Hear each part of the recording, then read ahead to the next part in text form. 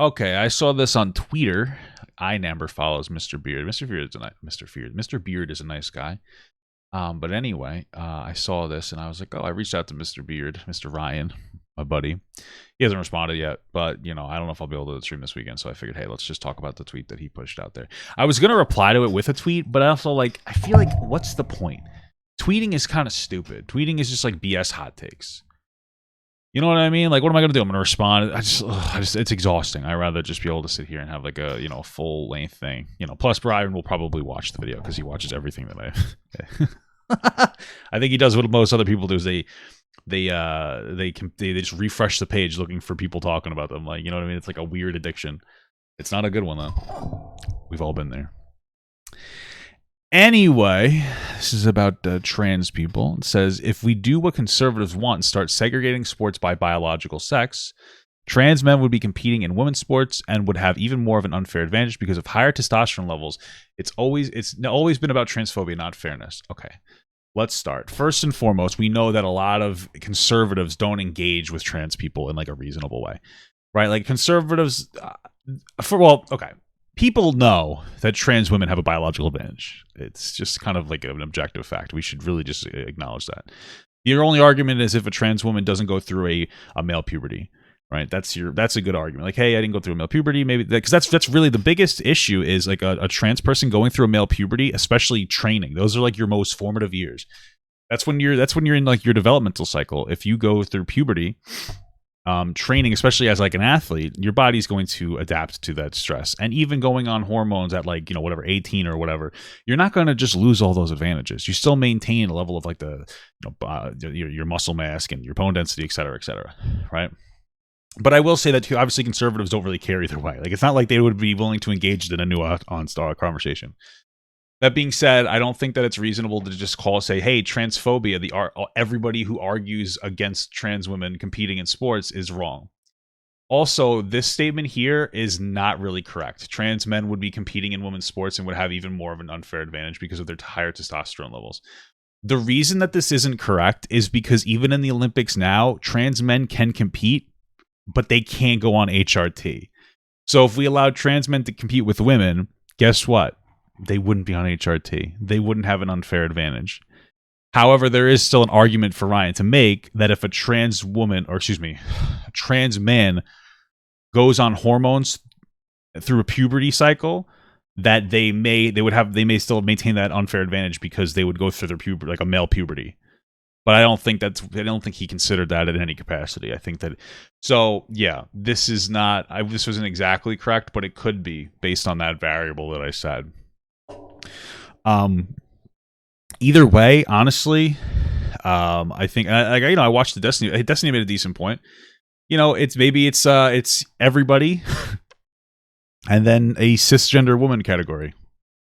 At the end of the day, it's not going to be fair. Somebody's going to be taken out by this, right? We have a few options. We have I think 3 options. Option number 1 is we do male, female. And biology. You do it based on your biology. All right. But the issue could arise, what we talked about before. A trans man going through a male puberty with like hormones at a younger age, having an advantage over a trans cisgender women because they would be forced to play with cisgender women. Ooh, it's fucking crazy. We could do male and female based on gender. However, trans women would have a biological advantage, specifically the ones who went through a male puberty. Right. I just want you to know, like, I know people will say like, no, there's no actual statistic that says that trans women don't have a biological advantage. It's not something that's really heavily observed.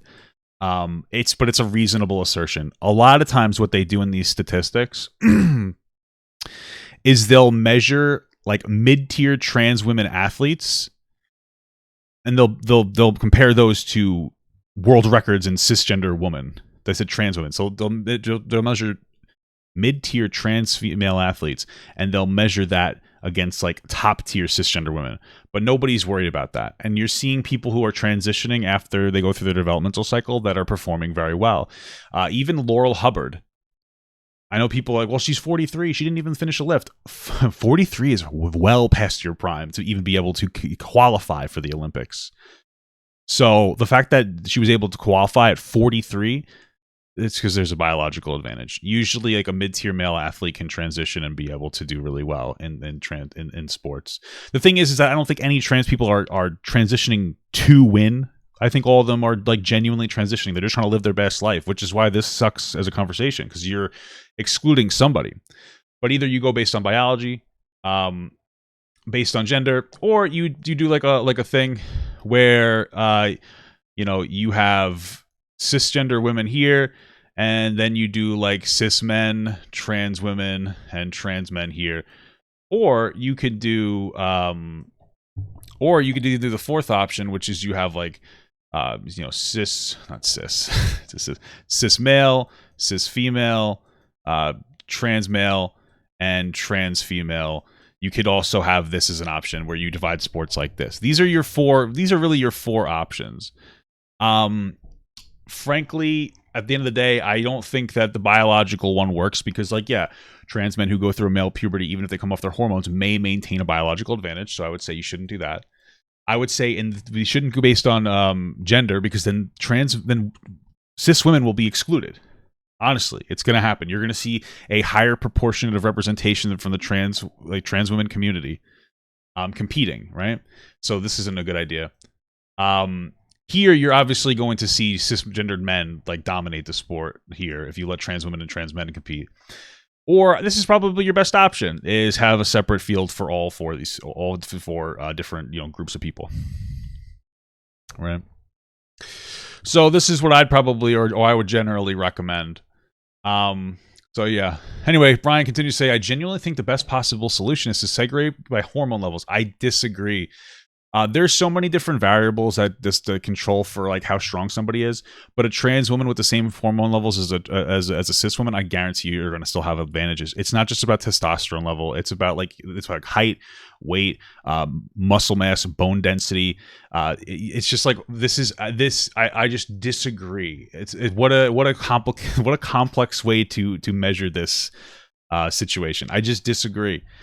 Obviously, some people will have higher advantages over others, but segregating by gender or sex will both lead to certain people having advantages over others. There's no simple solution.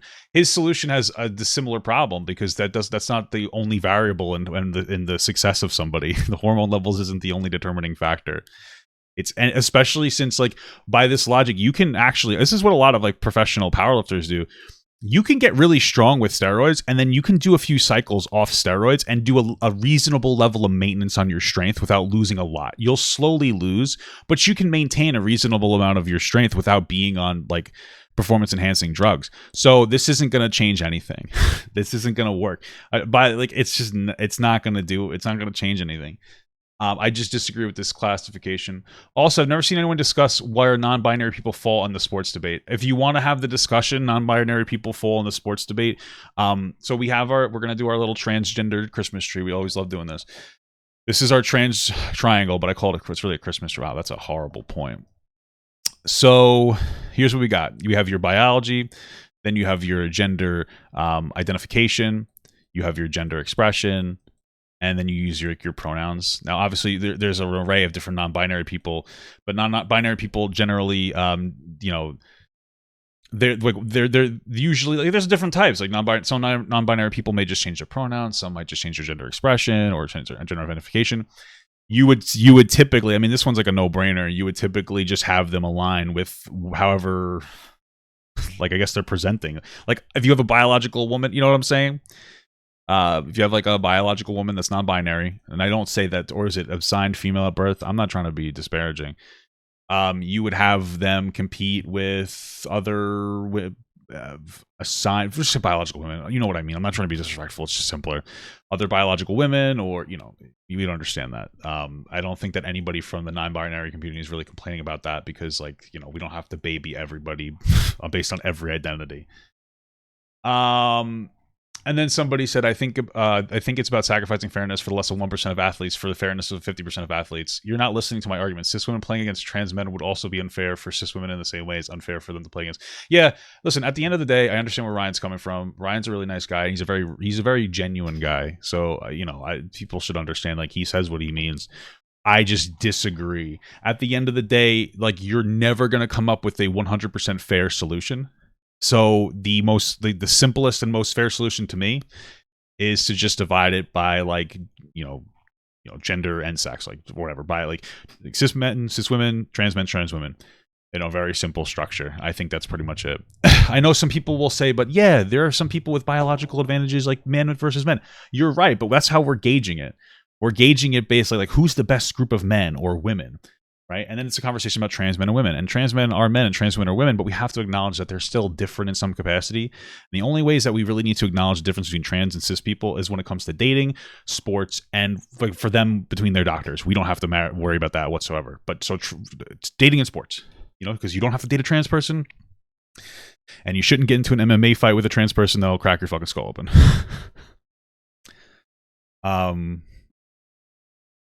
So yeah. Hopefully I get to chat with Ryan about that. Let's see what else Ryan's got on here. Let's see what we got. It's talking about bisexual people. If you break down the word bisexual, the prefix bi means two. So logically, this would mean that bisexual people are attracted to two genders, not all genders. But actually, this doesn't matter at all, and you can use whatever definition of bisexual you want. To be honest with you, I just don't. I personally don't know why the fucking people label as anything. Like, I will have sex with what I want to have sex. Well, I won't because I'm married, but you know what I mean. Like, I find some guys attractive, girls, non-binary people. I really just don't care. Who cares about that identification? I personally identify as pansexual because he's attracted to pans. You guys probably never heard that joke before. Because pan means all, which to me, I'm attracted to all genders, not just two. But if you bisexually include all genders, then that's totally fine. I feel like this is a needless argument. I find debates over how we live. Okay, so that's just a whole other thing. Yeah, man. What is this? Sorry. I think it's amazing that some sorry, Ryan Beard's Twitter is gold. I think it's fucking amazing that some people on the internet call me the Michelin Man and as an insult when it's literally a nickname I gave myself as a self-roast. Everybody please unironically keep calling me Michelin Man. I find it very funny. Y'all are disgusting. Michelin Man over here has a platform from trashing other people. You're not any better than Ethan. Garbage commentary. Bro, I feel that that's really unfair. Wow, incredible. I'm sorry. It is funny, Ryan. I feel like that's not fair. Like, there is a genuinity to Ryan Beard.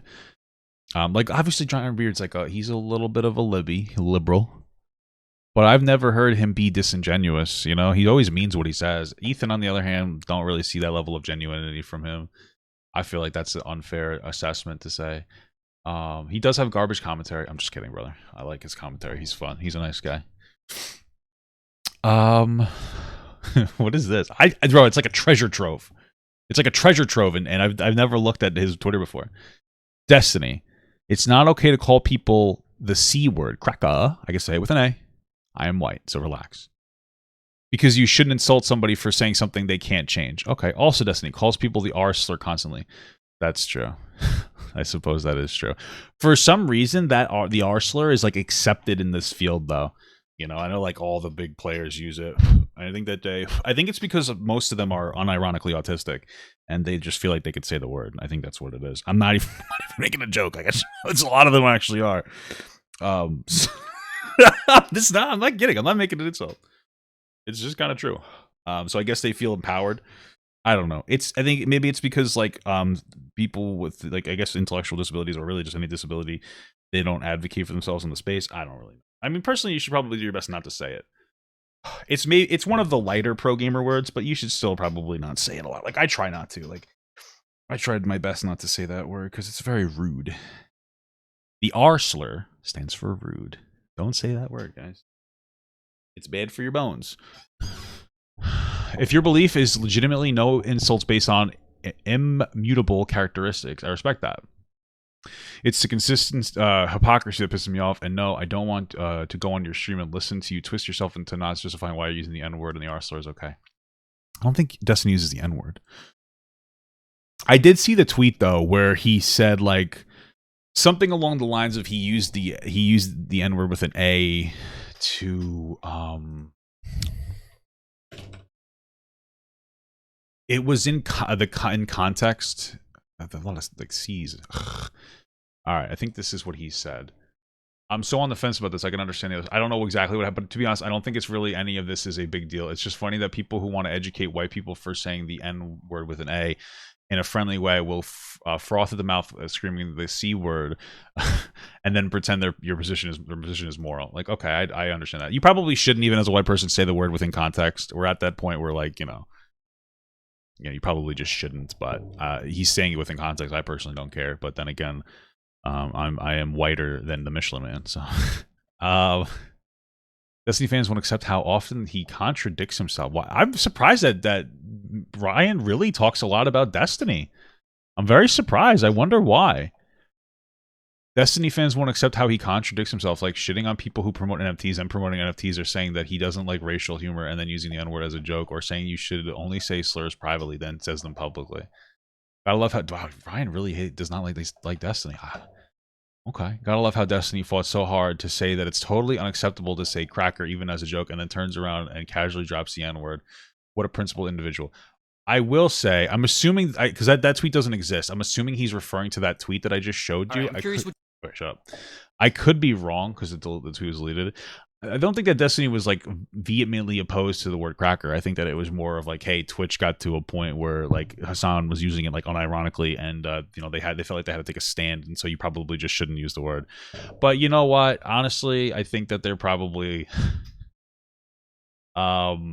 there's probably some reasonable criticisms, because you know how this kind of stuff works. You really like Destiny. He's a smart guy, but he's constantly just being a dumb fuck, saying dumb shit. Like he says a lot of shit in an antagonistic way. This is Twitterverse. People just say dumb antagonistic shit for attention so that they can pop up and be trending, and then what happens? You get banned for it. What is this? One of the weirdest comments I've ever seen. Sorry for appropriating culture. Us whites just want to be loved. Culture appropriation has because of white supremacy, not because of white people that are actively neglected. Well, which is what culture appropriation you have. We're all like the neglected kid who wants to be adopted by a better family. I feel like, I don't know. I feel like we have a conversation about cultural appropriation. You know how cultural appropriation really happens in real life? I'm being 100% serious. White people go, oh, black people are cool. That's it. I'm being 100% honest with you. Why do you think you have a bunch of wanksters? I'm being serious. They think it's cool, so they want to do that thing. Like nobody's like, oh man, I really want dreads so that I can identify with like African heritage. They're like, oh man, this guy's doing that. That's so cool. A lot of white kids want to say the N-word with an A because they think it's cool. They heard it in rap music. I want to say it, I'm not saying don't say it in rap music, and I'm not justifying them saying it. All I'm saying is like we have this weird idea that everybody is like so actively aware of themselves. It's actually very funny. Most people are dumb. Like I used to listen to rap when I was like young, and I would be, N, I was like 13, bro. What do you want me to tell you? You know what I'm saying? Like, you think I knew what the fuck I was saying? Nobody knew what the fuck they were saying. Then my mom hit me, and I was like, oh shit, I gotta stop saying this word. Like, you know what I mean? Like, I know that well, I guess you could kind of argue that the N-word with an A would be like a cultural appropriation thing. It's a reclamation of the word, but it's not really. It really isn't, because like people don't actively think about these things in a deep way, man. Also, I feel like I'm assuming that all minority culture, I would have said marginalized culture, but okay, is better than your culture, leads to fetishizing their cultures. It's okay to find pride in your familiar heritage. I think we're calling. It's just not okay to find pride in being white. Okay, that's a weird statement, I guess. This is a comment on a TikTok saying that white people's only culture is capitalism, but like American culture still exists. It's just not white. Okay. Anyway, enough of these. We're kind of going down like a rabbit hole. I didn't realize Mr. Beard was so woke in a good way. Thank you so much for watching, guys, and another special shout out to all my Patreon and Twitch subs. If you'd like to support this channel further than you already have by just watching the video alone, go down to the links below where you can sub on my Patreon, which will allow you to get your name on this beautiful black wall. Or you can go to the Twitch page and you can actually use a free Amazon Prime sub, if you have Amazon Prime, to subscribe. Thank you very much, guys. Take care.